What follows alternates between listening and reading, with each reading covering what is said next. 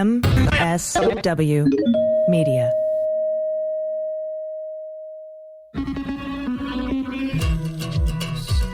With swearing. Daily beans, daily beans. Daily beans, daily beans. Hello and welcome to the Daily Beans for Tuesday, December 23rd, 2025. Today, Canadians leaked the 60 Minutes CECOT segment killed by Bari Weiss at CBS, and you can watch it in its entirety. Chuck Schumer has filed a resolution for the Senate to sue the Department of Justice over violations of the Epstein Files Transparency Act. New Gallup polling shows Trump has lost the majority of white people and men. Judge Crenshaw orders the government to reply to Abrego's motion for sanctions and to his motion to dismiss the criminal case against him. Epstein survivors have signed a letter expressing their frustration with DOJ's December 19th release of the Epstein Files. And Kash Patel is being driven around in a luxury BMW paid for by us. I'm your host, Allison Gill. Hey, everybody. Happy Tuesday. The days are going to start getting longer from here on out, so that's nice. Later in the show, I'm going to be joined by Alyssa Weeks from Pathways to Citizenship. That's a nonprofit that provides legal services and bond money and green card assistance for immigrants and their families, especially those wrongfully targeted by ICE and Customs and Border Protection. This is one of the nonprofits that I'm donating to. So we'll have a link in the show notes where you can match my donations if you'd like. Also, in the Abrego case, after Kilmer Abrego's lawyers filed for sanctions over Todd Blanche's months and months of lies to the court under penalty of perjury over him not having any role, he claimed he'd had no role in charging Mr. Abrego, only to find out later that through discovery there actually is evidence that he played a role. They have filed, the Abrego's lawyers filed that motion for sanctions, and now Judge Crenshaw is giving Donald Trump, the Department of Justice, until December 29th to reply to these accusations, and then giving Mr. Abrego's lawyers until December 31st to respond to that. So we could have sanctions in the new year for Mr. Todd Blanche, up to and including a referral to the Bar Association for up to and including disbarment. We'll see. We'll see. I'm not going to get my hopes up too high, but this case is moving forward. Also, there is some more polling out. Yesterday on the Beans Talk, I went over some very bad polling numbers from an Atlas poll for Donald Trump. Now there's a new Gallup poll out. They put his approval rating, Donald Trump's approval rating, at 36%, and with 59% disapproving, 23 points underwater. Democrats are there. He's underwater by 90 points. 3% of Democrats approve of his job. 89% of Republicans approve of his job. And independents, only 25% approval rating. He's a negative 43 with independent voters. That's going to not go well for them in the midterms. In the age ranges, we have the 18 to 34 age range. They have a 25% approval rating of Trump. He's 43 points underwater. 35 to 54, that's me and my friends, 36% approval rating. He's negative 23. And ages 55 and up, he has a 43% approval rating with that age group. Now, among those people with no college, he has a 37% approval rating. And with those with a college degree, same, 37% approval rating. Just more people with a college graduate degree disapprove of Donald Trump's job, the job that he's doing. 59% disapprove, whereas 55% disapprove that have no college. Now, here's the part that kind of shocked me. He has a 42% approval rating with men, a 30% approval rating with women. He has a 46% approval rating with white people. That's way down. I don't think I've ever seen him have a negative share of white people. He only has a 21% approval rating with non-whites. So you can check out this poll. It's the new Gallup poll. And that's also an A+ poll. So just wanted to get that information out there to you before we get into the news. So let's do that now. Let's hit the hot notes. Hot notes. All right, first up from the Wall Street Journal, CBS News pulled a planned 60 Minutes segment on El Salvador maximum security prison CECOT, where the Trump administration sent hundreds of Venezuelan migrants, a last-minute decision that drew rebuke from one of its high-profile correspondents. That's Sharon Alfonsi. She said in a Sunday email to fellow correspondents, including Leslie Stahl, Scott Pelley, and Anderson Cooper, that she learned Saturday that new CBS News editor-in-chief Bari Weiss spiked our story. That's the quote from her email. She said the last-minute change was, in her view, a political decision rather than an editorial call. That's according to that email, which was reviewed by the Wall Street Journal. Now, Harry Dunn and I are going to go over the entire story on tomorrow's episode of Cleanup on Aisle 45, and also her email. I'll also read the email in its entirety on today's episode of the Beans Talk over at MSW Media YouTube channel. But what happened, I'm recording a little bit late today because somebody sent me a link anonymously. They said, hey, check this out. I generally don't check out links sent to me by anonymous people without explanation, but then they explained where they got it and what it was. And I clicked on it, and it's the entire 60-minute segment that Bari Weiss tried to keep from us, the story that she spiked. It's a 14-minute segment with Sharon Alfonsi, who's the anchor of 60 Minutes, the person who sent out the email, the scathing email, to her colleagues on Saturday about the story being killed by Bari Weiss and saying that she believes it was killed for political reasons. So apparently what happened was I just immediately uploaded it, put it out on my Substack so it could be there, so it could be preserved from wherever it came from without really knowing where it came from. But then after some pretty easy sleuthing over on social media, found out that it aired on the Global TV app in Canada. And someone in Canada named Jason Paris sat down and recorded the whole thing, from the app that was playing on his TV in its entirety. And so he was sharing that around the internet, and it's been making the rounds and now is available for everyone to watch. This is going to be what we refer to as the Streisand effect. More people are going to watch it now because of the media attention that it's gotten. Same with with Jimmy Kimmel. When he came back and did his opening monologue after having been removed from the air, 26 million people watched it? That's bananas pants. So you can watch it in its entirety if you want, pretty much anywhere on the internet now, but you can find it at MullerSheWrote.com. It's free to watch. That's my Substack. All right. Next up, you'll recall I said that if the Department of Justice failed to follow the letter of the law in releasing the Epstein files, it would trigger a lawsuit. Well, Chuck Schumer has filed that resolution to initiate the lawsuit. And it says, providing for authority to initiate litigation for actions by the president and the Department of Justice officials inconsistent with their duties under the laws of the United States. Whereas Public Law 11938, the Epstein Files Transparency Act, referred to in this resolution as the Act, was passed with overwhelming bipartisan support in both the Senate and the House of Representatives, and with their vote, every United States senator and 427 bipartisan House members sent a clear and simple message: release all the Epstein files. Whereas the Act required the release of all records, documents, communications, and investigation materials in a searchable and downloadable format by December 19th. Whereas the Act provided for limited, narrowly tailored grounds for withholding or redacting information made public in compliance with the law. Whereas on December 19th, Deputy Attorney General Todd Blanche said the Justice Department would release an initial but not complete portion of the Epstein files, which would include several 100,000 documents from its Epstein investigative files. Whereas the Act provides no exception to meeting the December 19th, 2025 release deadline. Whereas only 4,101 records, made up of 9,675 pages, were released by the Department of Justice on December 19th, not several 100,000. Whereas the Department of Justice sought to inflate the total of number of documents released. So I'm going to break in here in the middle of reading this resolution. Todd Blanche went on and said hundreds of thousands of documents were released. Multiple news outlets said huge tranche of documents released. Washington Post, tens of thousands, hundreds of thousands of documents released.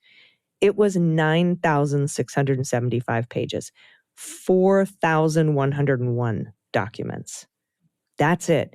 We know there's over 300,000 pages. If there are only 300,000 pages, this accounts for about 3% of the total Epstein files. All right, back to the resolution. Whereas on the Department of Justice website, the Department of Justice has also collected other Epstein material, which has largely already been made public, including records previously produced under the Freedom of Information Act, the July Maxwell interview, the Bureau of Prison footage of Epstein's jail cell on the night of his death, prior Department of Justice Office of Professional Responsibility and Office of Inspector General reports and statements, and a link to the website of the Committee on Oversight of the House of Representatives. Whereas the released files were extensively redacted, not in compliance with the limited scope of the redactions under the Act. Whereas, according to initial analysis, approximately half of the total released pages featured redactions, including 20% completely or heavily redacted, and a series of 3 consecutive documents totaling 255 pages entirely redacted without any explanation. And whereas the released material erroneously released Epstein survivor information, while in other instances, protecting Epstein co-conspirators and enablers from disclosure. Now, therefore, be it resolved that 1. The majority leader of the Senate, that's John Thune, the Republican, shall initiate or intervene in one or more civil actions in the name of the Senate in a federal court of competent jurisdiction to seek appropriate relief regarding the failure of the Department of Justice to act in a manner consistent with public law. Number 2, the majority leader of the Senate, John Thune, shall notify the Senate when the body initiates or intervenes in any civil action. So you got to sue him in federal court, and you got to tell us when you do it. And 3, the Office of Senate Legal Counsel or any other counsel designated at the direction of the majority leader of the Senate shall represent the Senate in any civil action initiated or in which the Senate intervenes pursuant to this resolution, and any counsel so designated is authorized to designate funds for such representation approved by the majority leader of the Senate out of the miscellaneous line item appropriations. So it's paid for. You got to represent, we have to have Senate legal counsel or someone that you, John Thune, appoint. You got to sue him. You got to do it in federal court in the proper jurisdiction, and you got to tell us when. So this is this is what was going to happen pursuant to the law if the Department of Justice failed to follow it, which they evidently did, clearly. And to have that official number, that there were only 4,100 documents released, is just, it blows my mind. And, by the way, the Epstein survivors have written and signed a statement about this, about the release, that reads, Statement from survivors. The Epstein Files Transparency Act imposed a December 19th deadline for the U.S. Department of Justice to release its full records of the investigation on Jeffrey Epstein and his accomplices and enablers, with specific narrow exceptions such as survivor identities. This law, enacted by a nearly unanimous vote in the House and unanimously in the Senate, and signed by the President, was clear. It afforded no permission for delayed disclosure. Instead, the public received a fraction of the files, and what we received was riddled with abnormal and extreme redactions with no explanation. At the same time, numerous victim identities were left unredacted, causing real and immediate harm. No financial documents were released. Grand jury minutes, though approved by a federal judge for release, were fully blacked out. Not the scattered redactions that might be expected to protect victim names, but 119 full pages blacked out. We are told that there are hundreds of thousands of pages of documents still unreleased. These are clear-cut violations of an unambiguous law.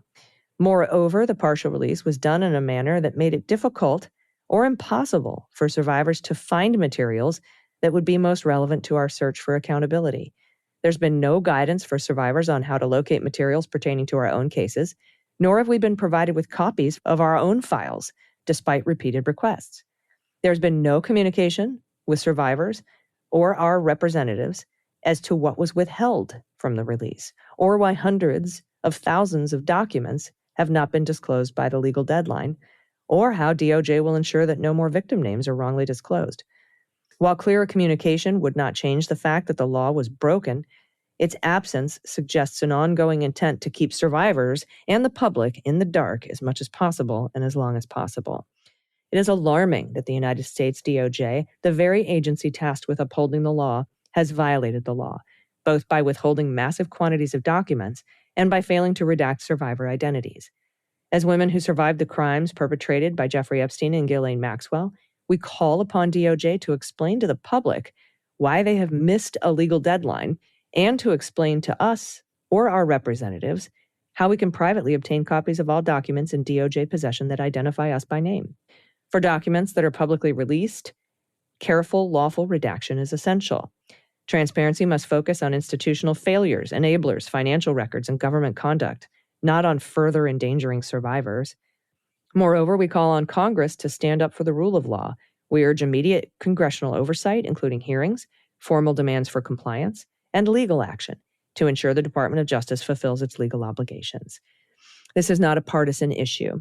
Just as the Epstein Files Transparency Act was supported across party lines, we now ask elected officials from both parties to take decisive action to enforce the law, compel full compliance, and ensure meaningful transparency without further delay. Survivors deserve truth. Survivors whose identities are private deserve protection.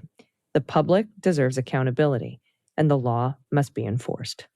And it's signed by multiple survivors, including Annie and Maria Farmer. Annie was the survivor that I interviewed on Midas Touch on Sunday. All right, we're going to shift gears and talk really quick about Kash Patel. This is from MS Now. Apparently, he's being driven around in a specially armored BMW that the FBI bought at his request. Patel had pressed the FBI for this high-end vehicle for the purpose of being less conspicuous on his outings, according to 4 sources familiar with his transportation who requested anonymity. FBI directors, protected by a security detail, have traditionally been driven around in a Suburban, whether it's for meetings, evening events, or their daily commute. FBI spokesperson Ben Williamson confirmed the FBI purchased the BMW X5S, I think is what it's called, for the director's use, saying the Bureau planned to acquire updated vehicles, and this choice was less expensive than others it considered. Were you looking for a Bentley? He declined to provide documents showing the cost of the new vehicle, or buttressing his contention that it would save money compared with the existing government fleet already available for FBI use. Quote, government agencies, including the FBI, routinely evaluate, replace, and update vehicle fleets based on usage, security needs, or budgetary decisions. The specific decisions referenced in this article were evaluated partly as a way to save taxpayer money by picking cheaper selections or making cost structures more efficient. Wow. Okay.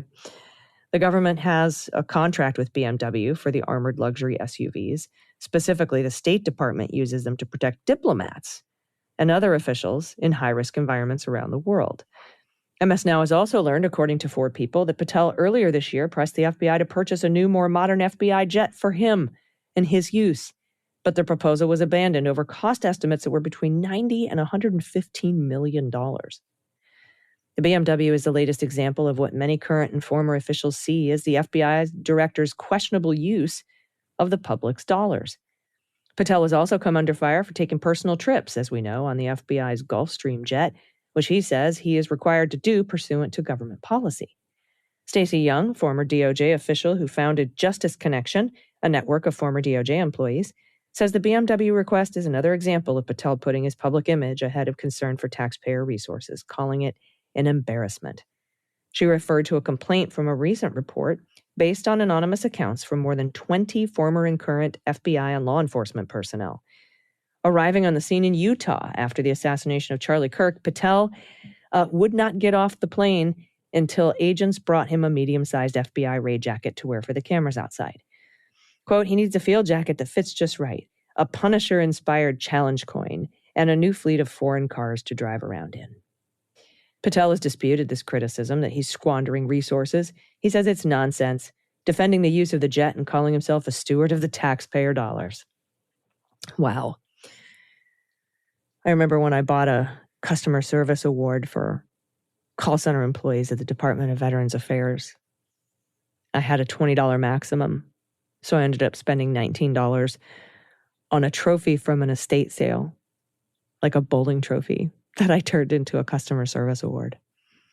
Anyway, Patel was the first director to have used this specialized foreign branded vehicle, law enforcement personnel told MS Now. The government has a contract with GM to provide a fleet of Suburbans, a type of large sport utility vehicle which can be upgraded as needed to include security features such as armored plating, run-flat tires, and ballistic glass. Patel's security detail still occasionally transports him in a Suburban, often during workday hours. They said Patel has argued that he needs to move around in a more covert manner, which the BMW allows. A person close to Patel, speaking on the condition of anonymity to provide details, said it would have cost the government $480,000 to purchase a new armored Suburban, part of an upgrade Patel was considering, and that was more than twice the cost of the BMW. But the person didn't explain why a new vehicle was needed at all. Asked about the alleged cost savings, a Democratic congressional aide said, they don't go out and buy a new one for a fleet refresh. They contract with General Motors for 20 of them at a discount. FBI spokesman Williamson disputed this but didn't provide specifics. Democrats on the House Judiciary Committee recently opened an investigation into Patel's use of government resources. I'm sure they'll add this. According to the company's website, BMW markets its specially armored X5 as uniquely equipped to shield passengers from a range of threats.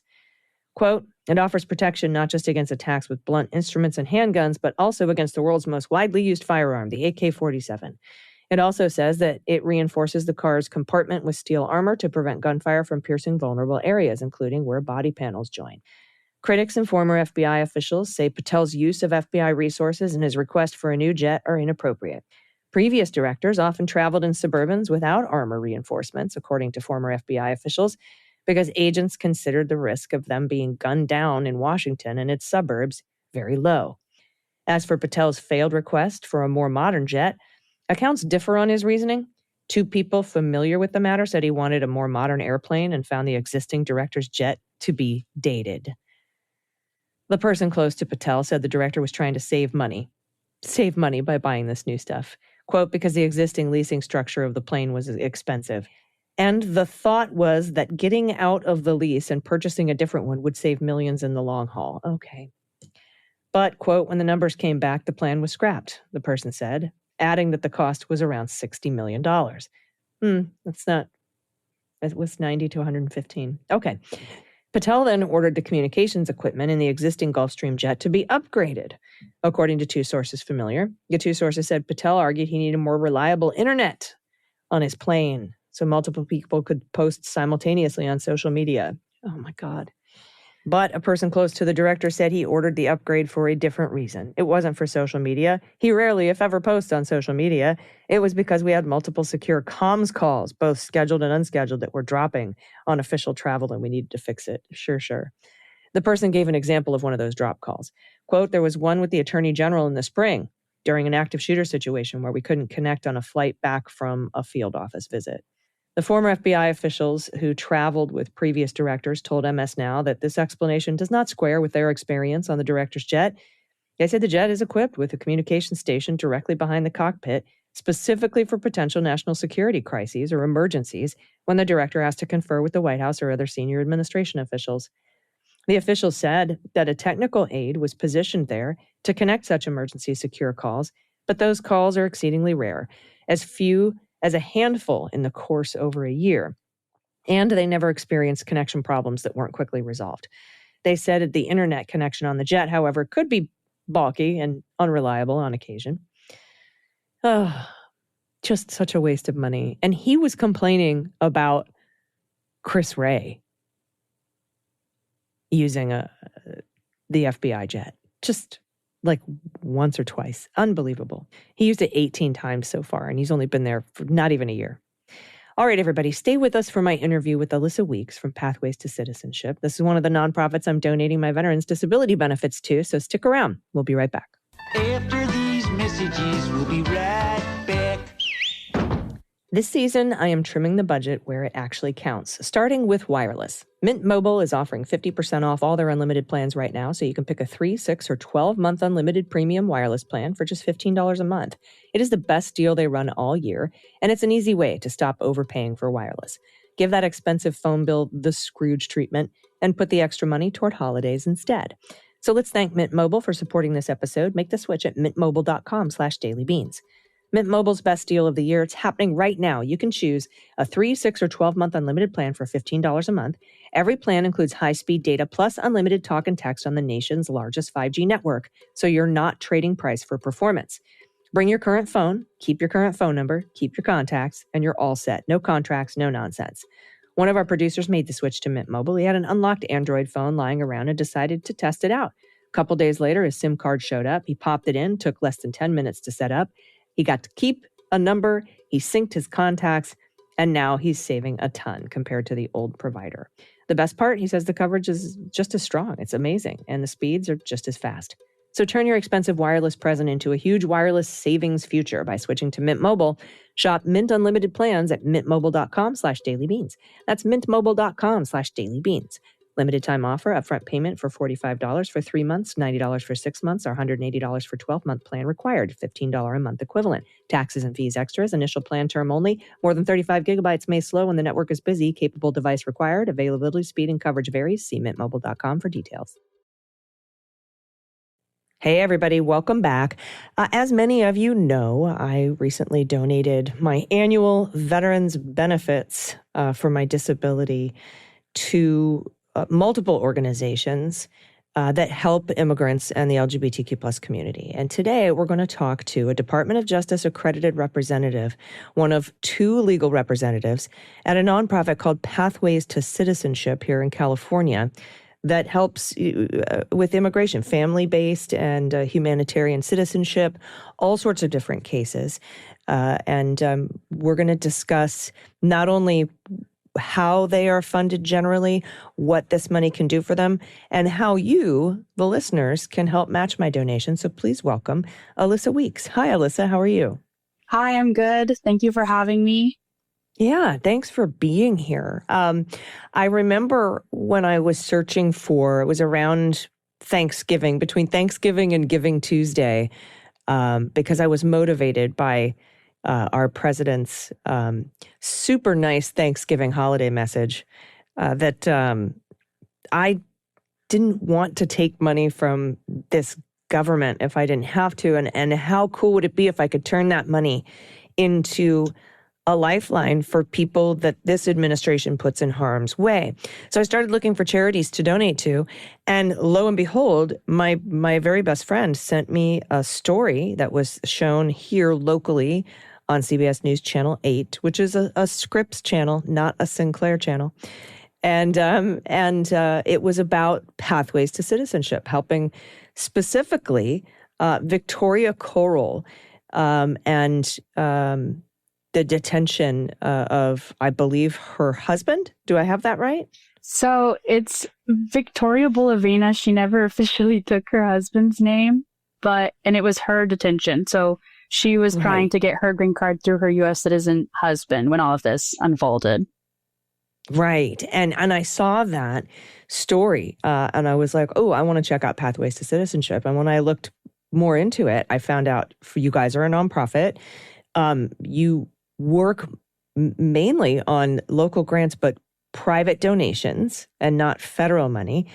And I was like, this sounds like something that I really could get behind because of the work that you do. Could you describe a little bit about the work that you and the person you work alongside is the supervising attorney. Her name is Caroline Matthews. Talk about what the two of you do here in San Diego for, helping our immigrant community.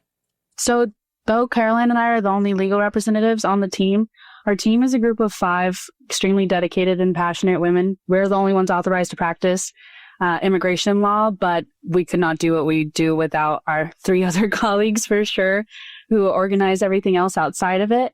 But our main focus is to help immigrants navigate the complicated legal and cultural pathways to citizenship.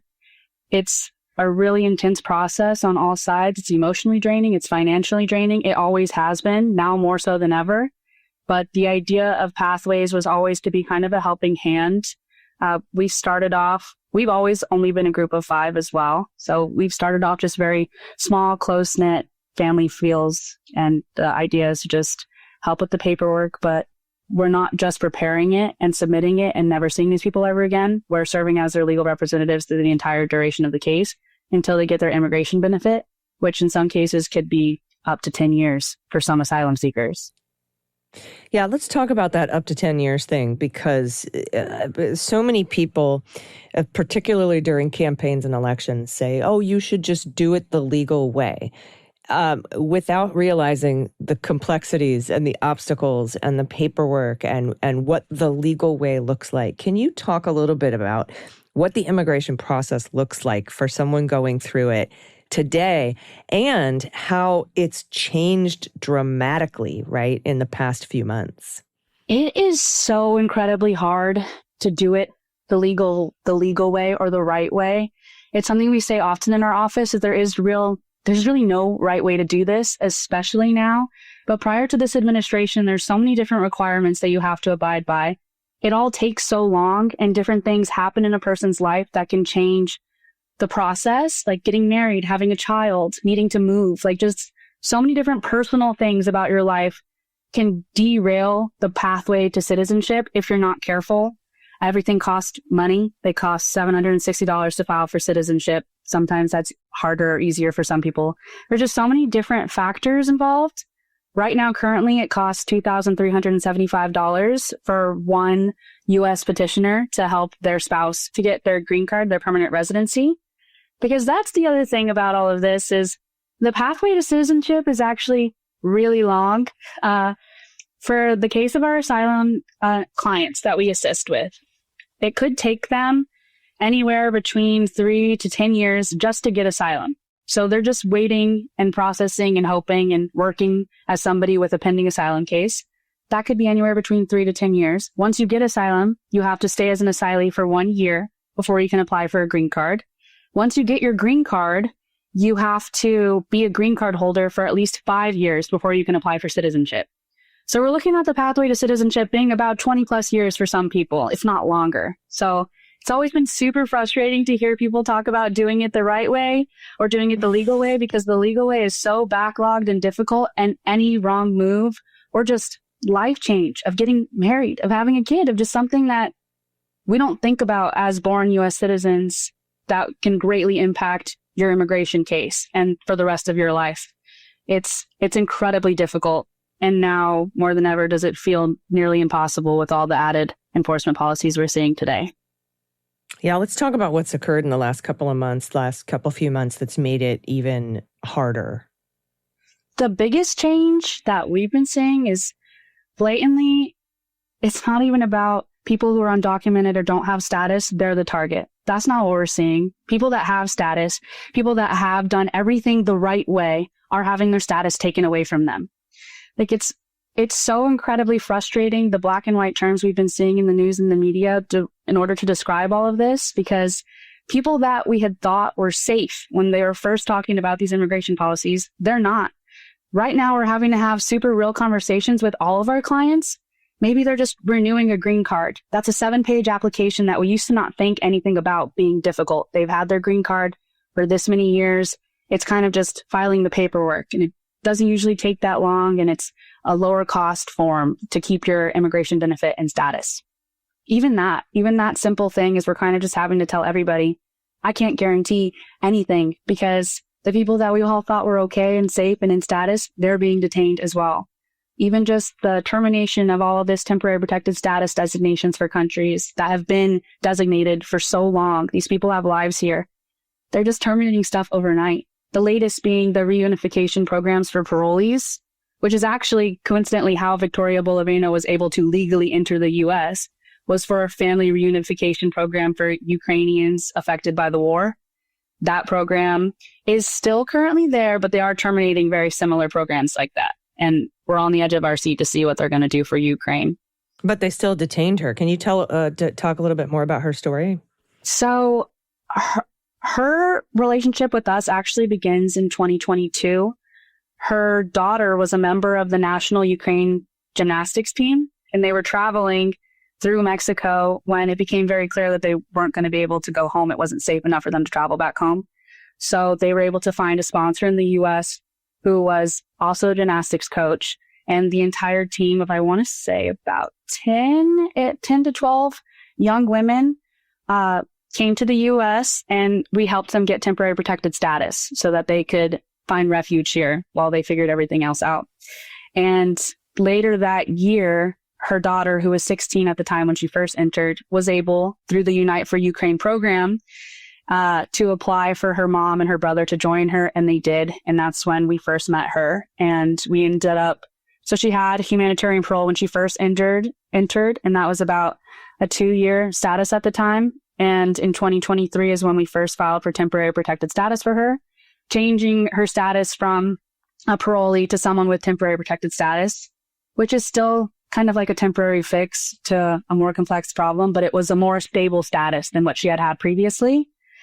And at the beginning of this year, they redesignated Ukraine. So you only get about 2 months to renew your TPS. Every time they redesignate a country, you're not sure if you're going to be able to renew just because they have to make the decision to redesignate a country. So they redesignated Ukraine, thankfully, and we helped all of our clients refile their TPS.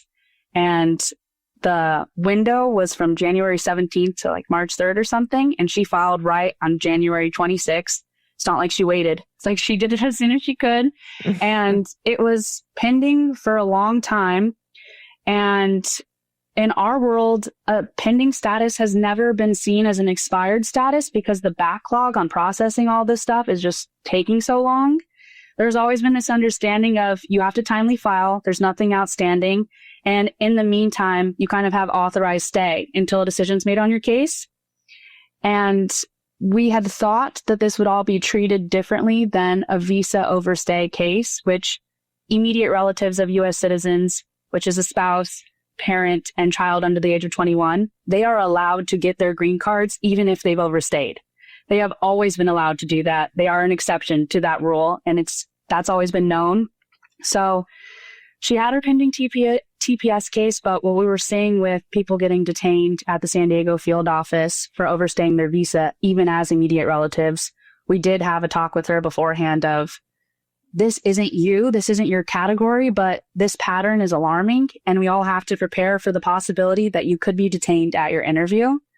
So thankfully, we were at least having that conversation with our clients at this time.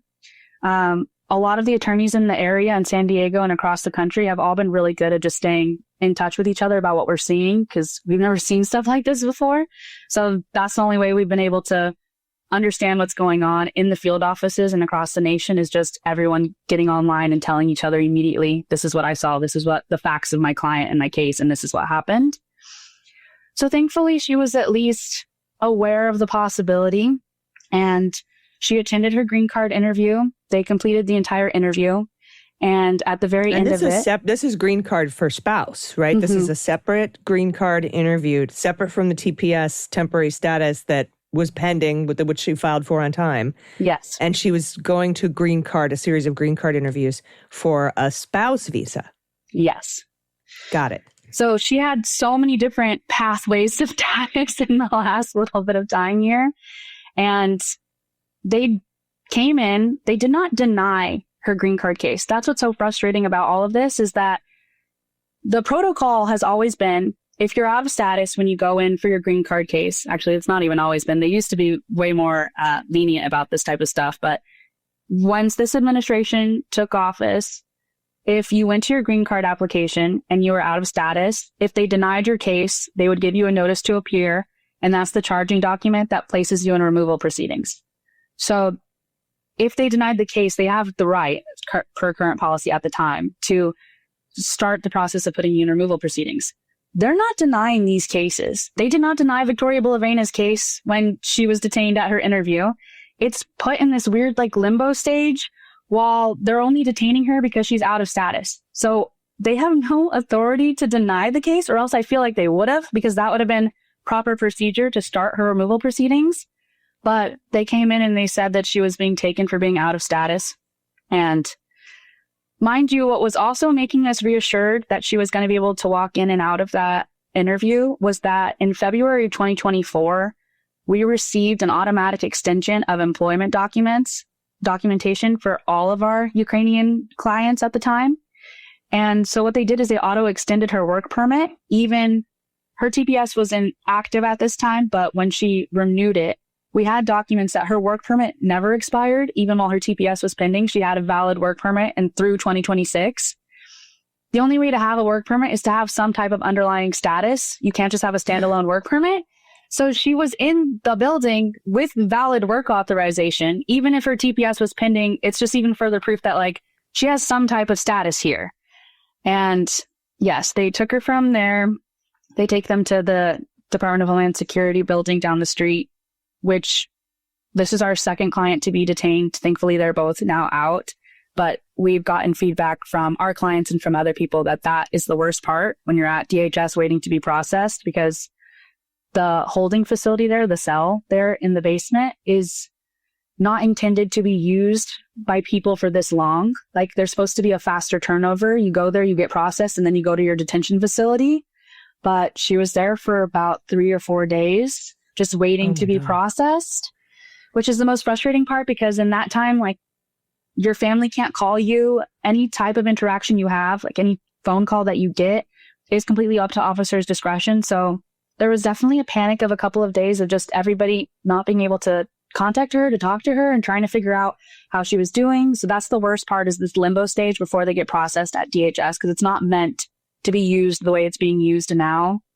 And yeah, so that was really frustrating. That was the worst part. And by the time we finally got the charging document, the NTA, because they did not give us this when they first took her, which was the same way that they did with our previous client who was detained. They're not showing us any type of paperwork. They're just kind of act now and figure it out later. And when we did get that document finally, it said that her humanitarian parole had expired and that she had overstayed her humanitarian parole. Mind you, she hasn't had humanitarian parole since 2023. She's been on temporary protected status, a completely different status. So once we received the charging document, that was completely bogus. Our supervising attorney acted really fast and we were able to get Victoria out. I think she only spent 1 day at Otay detention facility, but she went through this whole process. And as someone who was detained, who was wrongfully taken from her interview with inaccurate documents, she still spent 5 days in detention. Oh my gosh. And she'll have to deal with the consequences of that forever, just mentally and emotionally. Yeah. I mean, and how did you guys get her out? Did you file like a habeas or petition or what was it? We acted, that's what's crazy is we filed, I'm not even sure if Caroline was able to file a habeas right away because we had already been in talks with the U.S. attorney and it was this weird thing. Even the way Victoria got out, there's usually a whole process in which you're kind of stuck back in limbo and there's this weird like drop off hour. Like they do a really weird process typically. And hers didn't follow that. They just released her from Otay. There was no like further processing. They didn't give her any documents. It definitely feels like they realized this whole thing was that they were wrong and that they didn't have the charging documents to detain her because the way that she was released, we actually didn't even really, I can't remember if we ended up filing the habeas. We were working on it right away to try to do it, but they had released her quicker than what our next move was going to be because they realized that they had false information. And that's really what Caroline argued. It sounds like they took her on an expired humanitarian and then totally failed to realize that she had reapplied within the renewal period for temporary protected status and then found that and or maybe ran across her work permit and were like, oops. And you know, meanwhile, she has to go through all of this for simply following the rules. She was showing up to a hearing for her spouse visa, which is totally separate from temporary protected status, totally separate from the humanitarian situation for 2023, completely separate from the work permit authorization for Ukrainians back in 2020. Like she had status like a million ways and they still didn't care. They have this lock them up now, release them later. And I thought that, I think that that's why it's so important to help fund programs like what you guys do at Pathways to Citizenship to help these folks get out as soon as they can. And then as an aside, also to help people with the very expensive, very long process and now very difficult, it's always been difficult, more difficult process of obtaining a green card. So I want to thank you for what you guys do for all the immigrants here in Southern California. I've been a resident here for, 30 years. And this is my home and these are my neighbors. So I really appreciate what you're doing. And everybody listening, we're going to have a link in the show notes. I am donating $10,000 to Pathways to Citizenship. It is a 501c3. They rely on private donations. They don't take federal public funding, which Alyssa, you were talking about earlier, like it's kind of a good thing that we never did because otherwise we would be in very dire straits. But you can match my donation using the link in the show notes. And before I let you go, Alyssa, what kind of things, tell everyone what kind of things their money goes toward. So right now, all of our funds will go towards making sure that our clients can post bond and pay bond. We had a client who actually was the baseline bond for these types of clients is usually about $1,500, but we ended up paying extra for this client because we wanted it on the conditions that she wouldn't get an ankle monitor around her ankle and that she wouldn't have ICE check-ins. And they still released her, even though we paid $3,000 bond for her, they still released her with both of those things. And that was a huge hiccup to try to fix. There's so much money that goes into this, and we basically match the federal poverty guidelines that matches Medi-Cal and CalFresh. If people make under 150% of the federal poverty guidelines, they do not have to pay us a dime. And most of the time there's fee waivers for the United States government fees that you have to pay for any of these things. But that's usually why people come to us, is because we're very flexible. We understand what people are going through, and it's incredibly nice to be able to assist in that way, because the money is a huge part of it. All of these forms cost a bunch of money, and for us to be able to help our clients pay for these things, for our payroll and our staff to continue doing what they're doing, the reality is that all of the organizations that do what we do are getting incredibly overwhelmed. One of the first things they did was slash all the federal funding. So we're taking a lot of overflow from these massive organizations that can no longer serve to the degree that they were. And there's just 2 legal representatives at our office. And we don't want to tell people that we can't help them, but we want to make sure that they have the quality care that they deserve. And that's why I've always loved Pathways and always believed in it, because it's always been just kind of like the mighty engine that could. And we are lucky to be surrounded by the community members we are, because so much of our support has come very locally, and it's making a national impact now with what we're able to do.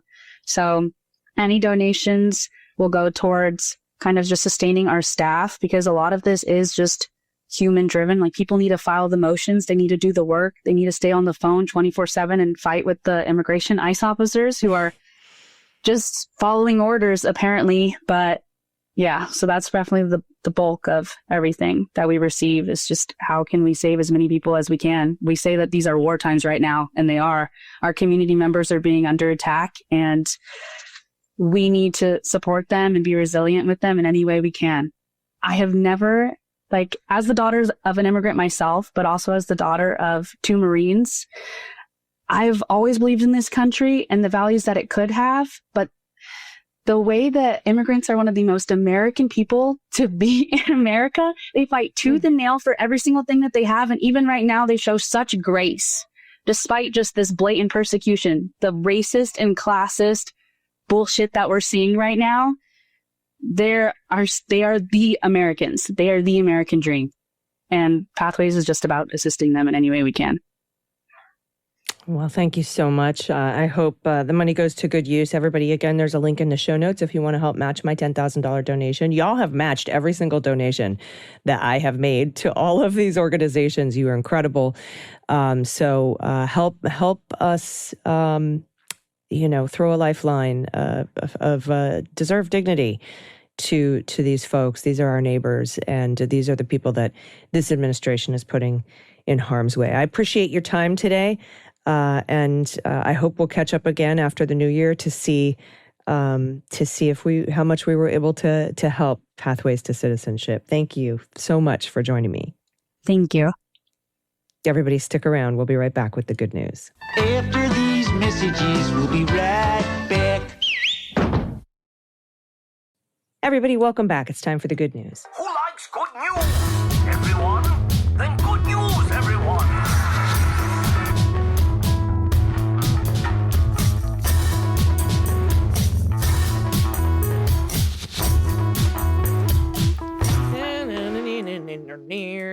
Good news, good news. And if you have any good news, no matter how big or how small or how recent, it could be yesterday or 20 years ago, or a great story you'd like to share, the kind of story that you share when you're sitting around with friends sharing stories, maybe a joke, something funny that happened to you, or some weird thing that happened to your pet. My cat ran headfirst into the bathtub the other day and didn't get hurt, but it cracked me up anyway. Anything like that. Really, puns. I like puns. Misheard song lyrics. Shout outs to loved ones or yourself or a small business or a nonprofit or a government program that's helped you or a loved one. Seriously, anything at all, send it to us. We need to microdose hope. And we would love to see and know what you're doing for the holidays and how you're celebrating. Or if you aren't, we would love to know about that too. And that, our heart goes out to you. Sometimes these aren't the best times of year the best time of year for a lot of us. So let us know. We want to share. We want to share with you. So send it in to us. And all you got to do to get your submission read on the air is pay your pod pet tariff, which means attach a photo of your pet. If you don't have that, attach an adoptable pet in your area. We'll see if we can find him a home. If you don't have that, grab a random photo of an animal on the internet. We also like bird watching photos, which can be an actual bird, or you flipping the bird to a Trump building. We've got a lot of great ones in the bird watching category. You can send photos of your happy place or a great rally that you've been to recently, some of your favorite No King signs, overpass protests that you see when you're driving. Be careful and make sure that you're not driving and taking pictures at the same time. You can also send us photos of your family, what you're doing for the holidays. Kids, awkward family photos are always fun. What you dressed up for is Halloween. What you're making and creating. Maybe you're painting or crocheting or knitting. Maybe you got some chickens that are laying out in your backyard. We'd love to see that. I know we've got some listeners who have goats. It's time for you to send in more goat photos. Send them all to us. dailybeanspod.com. Click on contact. All right, first up is your good trouble. And your good trouble today is, if you can swing it, please donate to Pathways to Citizenship. See if you can match my $10,000 donation. There is a link in the show notes. All right, first up in the good news from Anonymous. Hello, Beans Queens. Greetings from the screwy state of North Carolina. I'm writing in to shout out soundrivers.org and Ellerby Creek Watershed Association. That's ellerbycreek.org. Two North Carolina nonprofits that collectively protect about 25% of the state's river basins, our drinking water, while the state and federal governments have abdicated their duties to do so. The blatant attempts to quash the woke nonprofits have been ongoing statewide and federally, so just surviving this year counts as a success. Both are raising funds to keep up the good work in 2026 and would welcome the Leguminati to join them during their next year's programming. For my pod pet tariff, oh my God, this cat photo, I offer a picture of our late great elder states cat, Archie, who transformed from scared feral to the biggest marshmallow man who just wanted to snuggle. I've also included a picture of our resident bean queen, Celine, aka Celine Bean. Her picture was taken after one of the presidential debates and perfectly captures the what the ever-loving fuck vibe that has permeated this country since the Mad King came down that gold-plated escalator. Keep up the good work and take care of yourselves. Let's make 2026 a better year than whatever this one was. Okay, these babies are fantastic and beautiful. Thank you for sharing them. Oh my goodness. I want to pet the belly. Is it a trap? You'll have to let us know. Next up from Marty, no pronouns. Shout out to all teachers currently in recovery mode and to the teachers who decades ago helped my daughters create my most treasured Christmas decorations. Also, shout out to my congressman who alerted me to Democracy Forward and the friend who invited me to join the League of Women Voters. Okay, look at these Christmas decorations. Oh my goodness. Decades ago, and you still put them up every year. I love this. So you got the Santa with the cotton balls glued onto his face for his beard. Love that one.